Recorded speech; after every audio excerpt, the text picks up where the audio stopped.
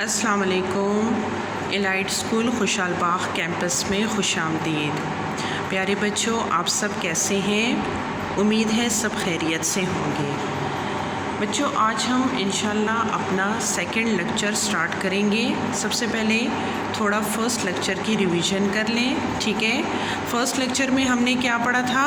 اللہ تعالیٰ پر ایمان، ٹھیک ہے؟ اللہ تعالیٰ کی وحدانیت کے بارے میں ہم نے پڑھا تھا کہ اللہ تعالیٰ کی ذات ایک ہے، وہی عبادت کے لائق ہے، کوئی اس کا شریک نہیں، وہی پوری کائنات کے نظام کو اچھے طریقے سے چلا رہا ہے، ٹھیک ہے؟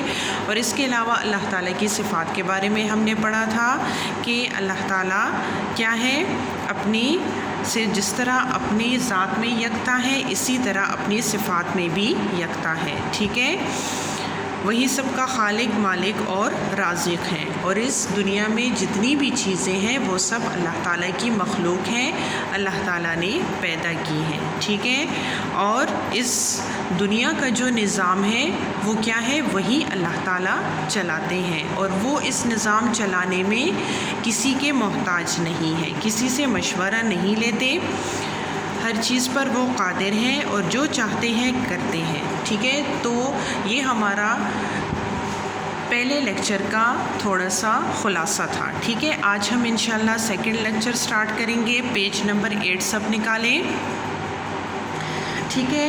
اللہ تعالیٰ نے قرآن میں کیا فرمایا ہے؟ اللہ لا الہ الا هو الحی القیوم لا تأخذہ سنۃ ولا نوم لہ ما فی السماوات وما فی الارض، ٹھیک ہے؟ ترجمہ کیا ہے اس کا؟ اللہ وہ معبود برحق ہے کہ اس کے سوا کوئی عبادت کے لائق نہیں، زندہ ہمیشہ رہنے والا ہے، اس سے نہ اونگ آتی ہے نہ نیند، جو کچھ آسمانوں میں اور جو کچھ زمین میں ہے سب اسی کا ہے، ٹھیک ہے؟ یعنی اس سے پہلے ہم نے یہی پڑھا تھا کہ اللہ تعالیٰ وحدہ لا شریک ہے، اس کے سوا عبادت کے کوئی لائق نہیں، ٹھیک ہے؟ ہمیشہ زندہ رہنے والے ہیں، ٹھیک ہے؟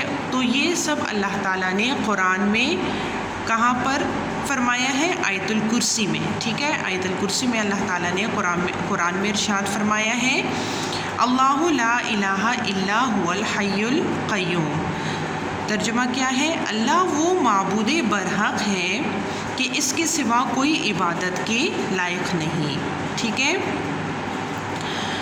زندہ اور ہمیشہ رہنے والا ہے، لا تأخذہ سنۃ ولا نوم، نہ اسے اونگ آتی ہے نہ نیند، ٹھیک ہے؟ لہ ما فی السماوات وما فی الارض، جو کچھ آسمانوں میں اور جو کچھ زمین میں ہے اسی کا ہے، ٹھیک ہے؟ تو یہی سے ہمیں اندازہ ہوتا ہے کہ اللہ تعالیٰ ہر چیز پر قادر ہے، ٹھیک ہے؟ اور کسی چیز کے بھی محتاج نہیں، بلکہ یہ دنیا اور اس میں جو کچھ ہے وہ سب اللہ تعالیٰ کے محتاج ہیں۔ جی، آگے ہم پڑھیں گے توحید، اس کے معنی اور مفہوم، ٹھیک ہے؟ توحید عربی زبان کا لفظ ہے جس کے لغوی معنی ایک ماننا کے ہیں، اللہ تعالیٰ کو اپنی ذات و صفات سے اللہ تعالیٰ کو اپنی ذات و صفات کے لحاظ سے وحدہ لا شریک ماننا عقیدہ توحید کہلاتا ہے، ٹھیک ہے؟ عقیدہ توحید کیا چیز ہے؟ عقیدہ توحید کا مطلب کیا ہے؟ عقیدہ توحید کا مطلب ہے کہ اللہ تعالیٰ کو اپنی ذات و صفات کے لحاظ سے وحدہ لا شریک ماننا عقیدہ توحید کہلاتا ہے۔ عقیدہ توحید ہی ہماری ایمان کی بنیاد ہے، اور اسلام نے اس عقیدت پر بہت زیادہ زور دیا ہے۔ تمام انبیاء کرام کی تعلیمات کا مرکزی نقطہ عقیدہ توحید ہی رہا، اور قرآن مجید میں بار بار اس کا ذکر کیا گیا ہے۔ اللہ تعالیٰ کا ارشاد ہے سورہ بقرہ میں، اللہ تعالیٰ فرماتے ہیں وَإِلَٰهُكُمْ إِلَٰهٌ وَاحِدٌ لَا إِلَٰهَ إِلَّا هُوَ الرَّحْمَٰنُ الرَّحِيمُ۔ ترجمہ کیا ہے؟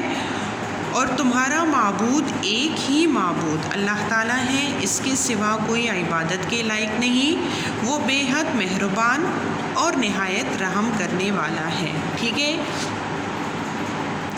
تو اس سے بھی عقیدے توحید کے بارے میں پتہ چلتا ہے. ٹھیک ہے، اللہ تعالیٰ نے قرآن میں خود ارشاد فرمایا ہے کہ اللہ ایک ہے، اس کے سوا کوئی عبادت کے لائق نہیں، وہ بے حد مہربان اور نہایت رحم کرنے والا ہے. اسی طرح سورہ اخلاص قرآن مجید کی وہ سورت ہے جس میں عقیدے توحید کی وضاحت کی گئی ہے. ٹھیک ہے، ترجمہ کیا ہے؟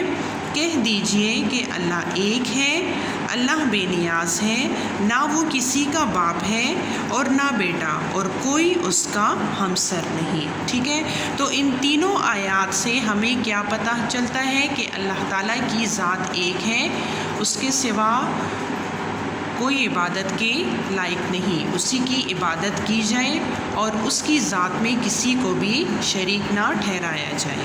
ٹھیک ہے بچوں، آج کے لیے ہمارا اتنا ہی کافی ہے، باقی آئندہ پڑھیں گے. اپنا خیال رکھیے گا. اللہ حافظ.